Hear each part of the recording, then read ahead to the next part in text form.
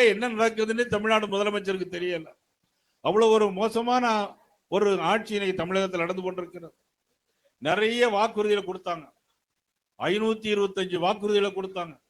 அதுல 1-2 தான் நிறைவேற்றி. அவங்க நிறைவேற்ற மாதிரி தெரியல, அவங்க நிறைவேற்ற மாதிரி நடிக்கிறாங்க. ரூபாய்ப்பெல்லாம் வாங்கிட்டாங்க, அதை செஞ்சாங்க, ஒன்றும் அந்த மாதிரி தெரியல. இருக்கான் என்ன பெண்களுக்கு இதை மட்டும் கொடுத்துருக்கான். ஆனால் அடுத்தால வரும்னு நினைக்கிறது சென்னைக்கு தான். வேற யாரும் வந்தாலும் அவர் வர வாய்ப்பு இல்லை. கொடுத்த வாக்குறுதி எல்லாமே நிறைவேற்றி இல்லை ஒன்றும் நிறைவேற்றலை. ஏகப்பட்ட நிறைவேற்றாமல் கிடக்கு. சொல்லுது அப்படி நிறைவேற்றாங்க. ஃபுல்லாக இங்கே நிறைவேற்கு ஃபுல்லாக நிறைவேற்றலை. எங்கன்னா மகளிர் கிடைக்கல, இன்னும் எங்கள் அம்மாவுக்கே இன்னும் கிடைக்கல.